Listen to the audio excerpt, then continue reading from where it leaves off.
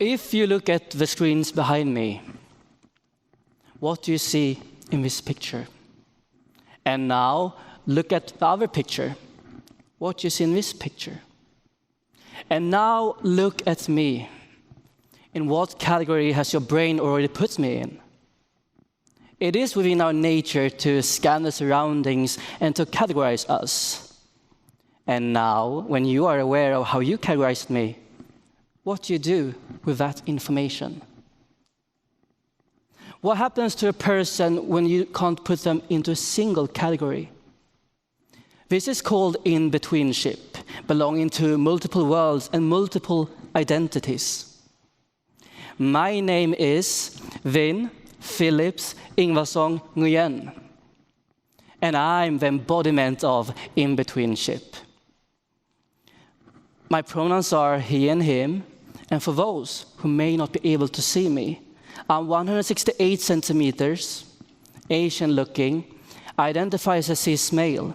I'm wearing brown leather shoes, a pair of blue jeans, a white t-shirt, and an orange-brown jacket. With my talk, I want us to celebrate diverse perspectives and to become curious about each other and yourself. Embracing identity as a child, as a teenager, and even as an adult can be a big challenge for anyone. And personally, I faced some extra challenges. Why? Well, to start with, I was born in Vietnam with Cambodian roots. This is a family saw my first picture. Then I was internationally adopted to an Icelandic, Danish, and Swedish couple. This is a family saw my second picture. I also identify myself as queer and as a survivor. But let's say that for another talk.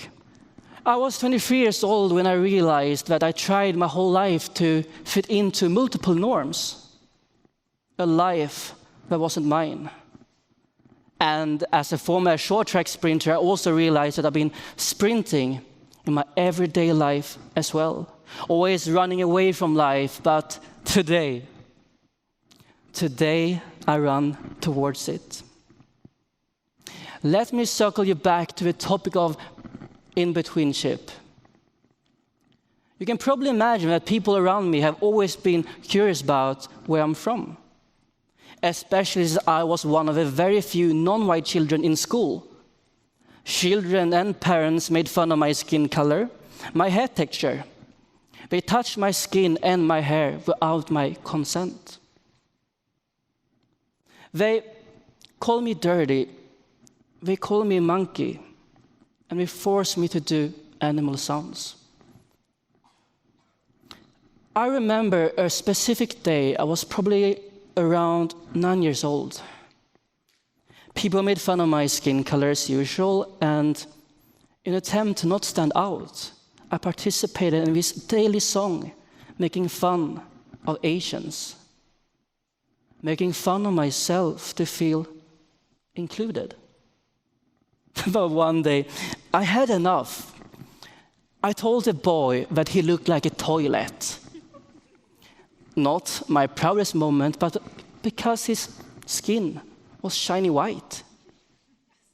How was this any different from what I experienced? I thought I was super funny. Nobody else thought I was funny. I got a call into the headmaster's office. Imagine if I would have known about the Convention on the Rights of the Child that states that no child should face any form of discrimination, that a child should be supported to become their fullest potential of themselves.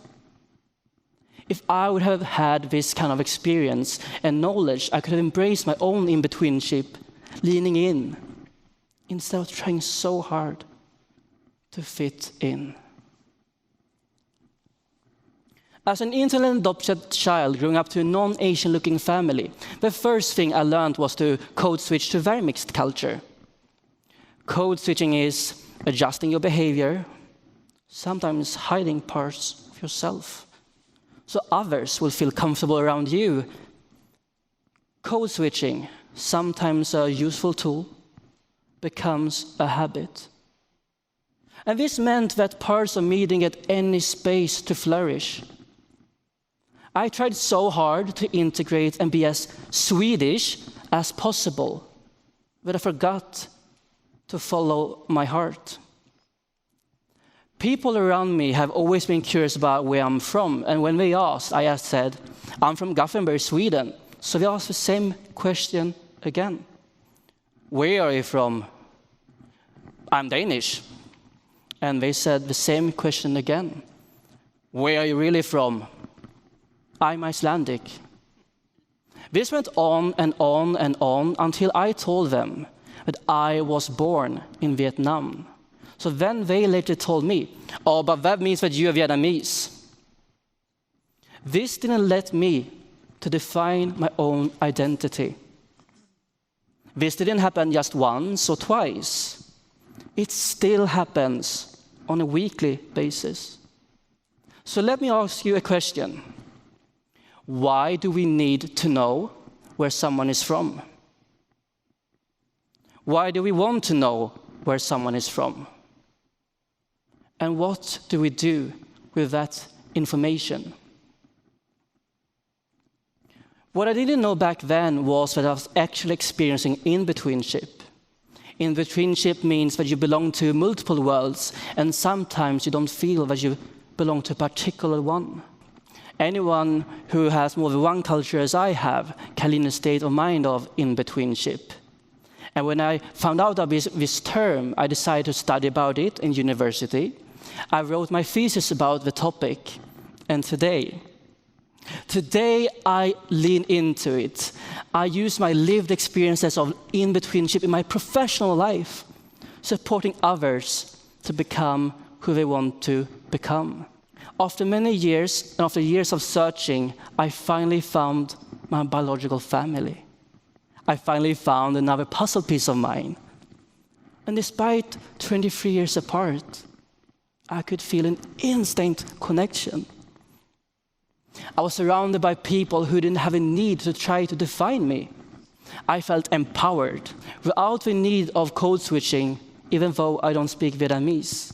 And unlike in Sweden, I could express my opinions without anyone offering me Swedish lessons, which actually is my mother tongue.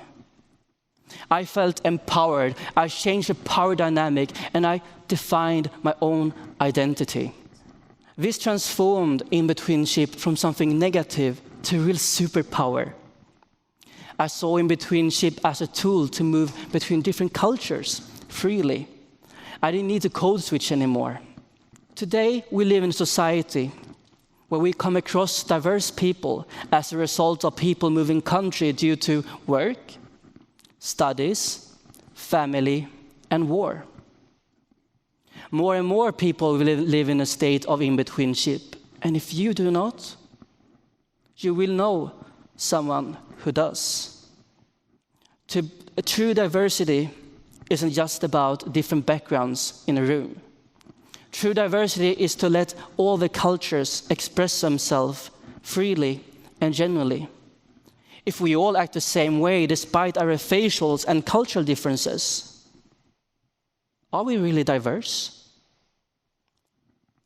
What is culture for you? For me, culture is everything we do that shapes our identity. Therefore, we must think about culture through an intersectional lens, understanding the power dynamics and power structures of class, ethnicity, sexuality, gender expressions, and more that build us to who we are. We also need to understand the heritage and the adapted homes in the community that we are surrounded by and uplifted from. It is embracing our unique blend of identity that will create a new society that will foster respect, love, and community. Now I would like to circle back to the questions I asked you in the beginning of this talk. When you look at me now, what do you see? Do you see a Vietnamese person? Do you see a Swedish person? Or do you see me Vinh Phillips Ingvason Nguyễn, a unique individual with a rich variety of perspectives. In-betweenship isn't just about finding your roots. In-betweenship is about finding the people and surrounding people who will celebrate all of you and who you are. I stopped trying so hard to be different versions of myself, and today I'm embracing all of me at once. And if we all embrace who we are, we can let others embrace who they are. So I urge you all, as a parent, as a teacher, as a coworker, and as a manager, to create space for yourself and create space and hold space for others to be themselves. Thank you.